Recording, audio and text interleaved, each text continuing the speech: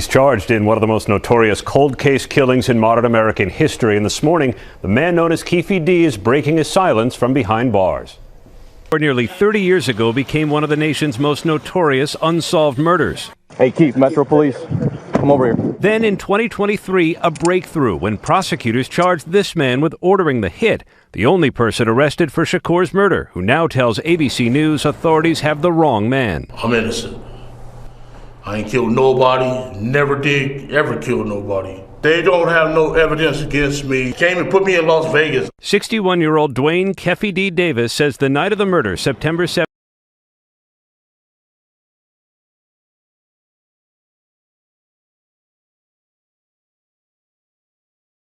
Tupac murder, they mentioned Snoop Dogg name and the beef that they had going on. Now keep in mind, Greg K, he been working on this case for years, over 20 years now. They came back 28 years later to get Keefe D. Keefe D, he was the one who kept making books and doing interviews saying what he did to Tupac. Now Keefe D, he one of the notorious gang leaders of the Crips. We know for a fact that Tupac, he talked to Mike Tyson when he went to that game. Next thing you know, Tupac ended up getting hit up. R.I.P. Tupac. I would like to send my condolences to Tupac and his family, because his family is the ones grieving right now. And by this new evidence coming out, it goes to show that the witnesses who was at the scene, the girls who was standing right there calling Tupac's name, they said that Keefe D, he pulled up, he was the one shooting out the window, and there was somebody shooting out the back. Now, keep in mind, regardless of who had the gun, they bogus for doing this to Tupac, because Tupac ain't do nothing but tell Snoop Dogg that he don't want to have no ties in certain stuff that they had going on, because keep in mind, they were signed to the same label. They were signed to Death Row Records. He didn't want to have no parts in Snoop Dogg and Suge Knight getting into it. Now, Snoop Dogg, he blew the beef out of proportion because he was actually trying to protect himself and say that he was going to hurt Suge Knight or anybody who came back there to that side of the room where he was at on that plane. Now, keep in mind, they was leaving from doing the show.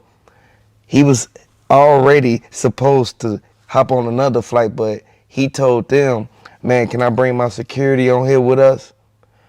Suge Knight said, no, you can't bring nobody on here with us. You have to come by yourself. while everyone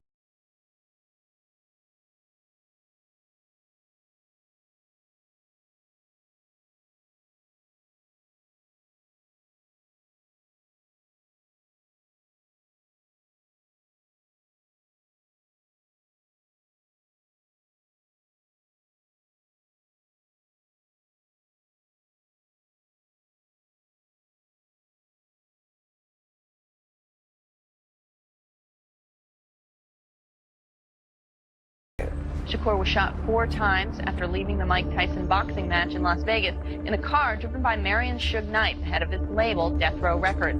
So I jumped in my Hummer and we drove to Vegas. Suge was at home. He was standing up, but he had like a patch up. His hair was wrapped up.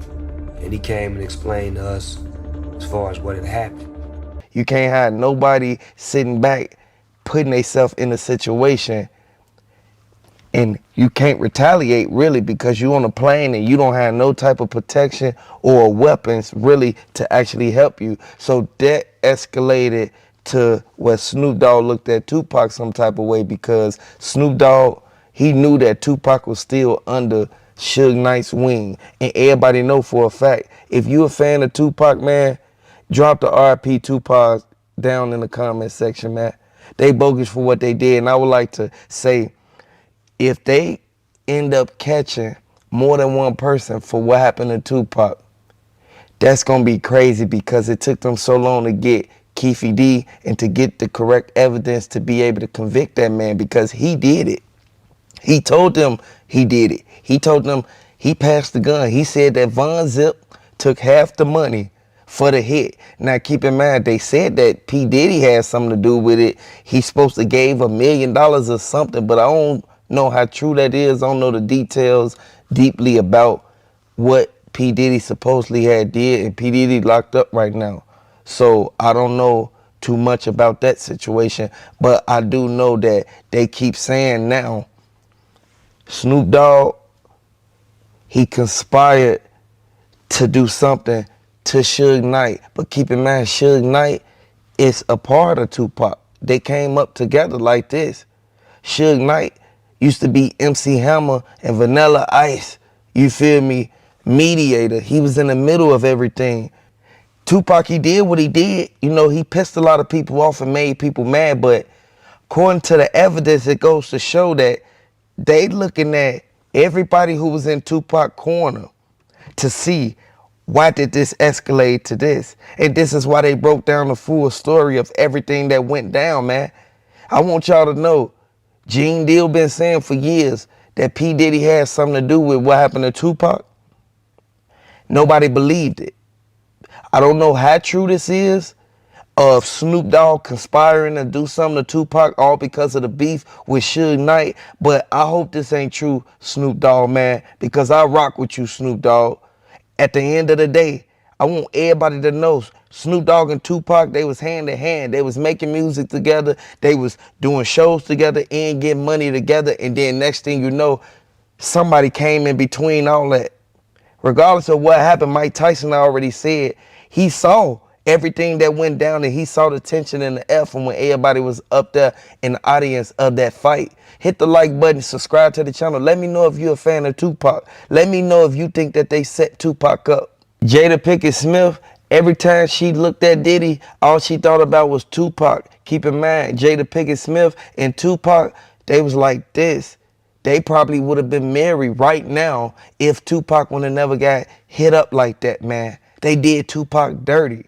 They weren't supposed to never do that to no person who actually doing good and helping people, regardless of the music he made that made people upset, because he was doing a lot of dissing from the beginning before all the drill and everything even came around. Next thing you know, Tupac making Dear Mama, all type of stuff. Like, come on now, we already know Tupac songs. He got the greatest hits. He the one that went over there and told him to release all that stuff and stop making music. Like, dude, it's sad, man, because it shouldn't have took this long for them to find who actually did this to Tupac. I would like to say they set that man up. They set Tupac up, and they knew that if Tupac would have been in that driver's seat of that BMW, he would have got up out of this situation, and this would have never came to this, to the point where we 28 years later saying R.I.P. Tupac. He wasn't number 20-some years old. Now, regardless of how they look at it, when they do go to trial, they said that they're going to bring every potential witness to the stand that they need. They gonna get the security footage from the MGM, and keep in mind, right there on Koval, Flamingo, y'all already know it's cameras everywhere. Regardless of how they looked at it, they bogus for what they did to Tupac, and Tupac, he got a family too. Tupac, he got people that love him. He didn't want to get did like that, and it's wrong because one beef led to another one. Next thing you know, East Coast versus West Coast. At the end of the day, I want to know who rocking with Tupac. If you a fan of Tupac, drop the R.I.P. Tupacs down in the comment section and hit the like button if you feel that they set him up all in one package, because they knew exactly what they did. They thought they was going to get away with it. That was the thing. Whenever you think you're going to get away with something, it always come back on you tenfold. You can't put yourself in these situations thinking that it's going to be an easy escape. Tupac, he made a way for a lot of people, a lot of rappers, a lot of singers. Tupac, he was diverse. He could sing, he could rap, and he was a person who was funny.